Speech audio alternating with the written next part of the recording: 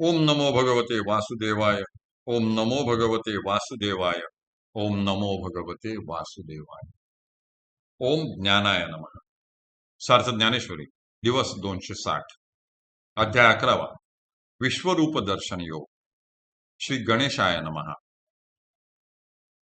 हा गा राजसूय यागाची या सभासदी, देखता त्रिभुवनाची मांदी, कैसा शतधा दुर्वाक्य शब्दी, निस्तेजिलासी. ऐशिया अपराधिया शिशुपाळा, आपण पे ठावो दिधला गोपाळा, आणि उत्तानचर चरणाची या बाळा, काय ध्रुवपदी चाड. तो वना आला याची लागी, जे बैसावे पितयाची या उत्संगी, की तो चंद्र सूर्यादिका परिस जगी श्लाघ्यू केला. ऐसा वनवासिया सकळा, देता एकची तू धसाळा, पुत्रा आळविता अजामिळा, आपण पे देसी. जेणे उरी हाणितलासी पांफरा, तयाचा चरणू वाहासी दातारा, अजूनी वैर्याची या कलेवरा विसंबसीना. महाराज, धर्मराजाच्या राजसूय यज्ञाच्या वेळी त्रिभुवनातील देव, ऋषी व राजे सभासदपदी बसलेले असताना ज्या शिशुपालाने आपल्याला शतधा दुर्वाक्य बोलून आपल्याला निस्तेजिलासी म्हणजे अपमानित केले, हे गोपाळा, अशा त्या अपराधी शिशुपालालाही आपण आपल्या स्वरूपाच्या ठिकाणी ठावो म्हणजे स्थान दिले, म्हणजे त्यालाही सारूप्य मुक्ती प्रदान केली. आणि उत्तानपाद राजाच्या बाळाला काय ध्रुवपदाची इच्छा होती की काय? तो वनामध्ये आला होता ते केवळ आपल्या पित्याच्या उत्संगी म्हणजे मांडीवर बसायला मिळावे म्हणून, परंतु त्याला तू ह्या जगात चंद्र सूर्यादिकांच्या पेक्षाही श्लाघ्यू म्हणजे प्रशंसनीय केलेस. अशा प्रकारे वनवासिया म्हणजे दुःखाने ग्रस्त झालेल्या सगळ्यांना उदारपणे आश्रय देणारा तू एकटाच आहेस. आपल्या पुत्राला मृत्यूसमयी नारायण या त्याच्या नावाने आळविता म्हणजे हाक मारणाऱ्या अजामिळाला तू आपली तद्रुपता वा मुक्ती दिलीस. हे दातारा म्हणजे उदार श्रीकृष्णा, ज्या भृगु ऋषीने तुझ्या उरावर पापरा म्हणजे लाथ आणली, उरावर पापरा म्हणजे लाथ आणली, त्याच्या चरणाची खूण तू आपल्या छातीवर श्री वत्सलांछन चिन्ह म्हणून वाहत आहेस. आपला वैरी असलेल्या शंखासुराच्या कलेवराला आपण अजूनही विसंबिले नाही म्हणजे अंतर दिले नाही.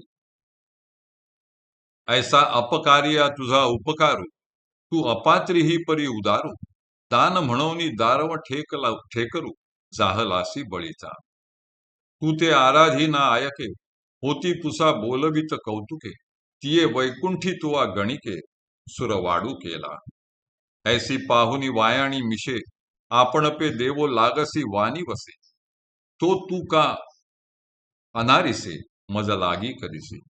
हा गा दुभतया चेनी पवाडे, जे जगाचे फेडी साकडे, ती कामधेनूचे पाडे, काय भुकेले ठाती. म्हणून मिया जे विनविले काही, ते देवन दाखविती हे कीर नाही, परी देखावया लागी देई पात्रता मज. अशा रीतीने तुझ्यावर अपकार करणाऱ्या लोकांवरही तू उपकार केले आहेस. अपात्र म्हणजे योग्यता नसलेल्या लोकांनाही तू आपले औदार्य दाखविले आहेस. बळी राजाकडे दान मागायला जाऊन दान म्हणून तूच बळीचा दारव ठेकरू म्हणजे द्वारपाळ झालास.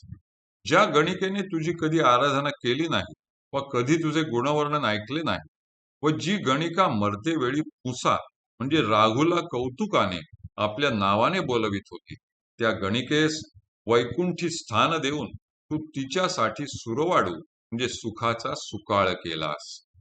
अशा वायाणी म्हणजे क्षुल्लक कारणांच्या मिशे म्हणजे निमित्तानेही तू वाणी वसे म्हणजे पीडितांना सहज तुझी कृपा प्रदान करतोस.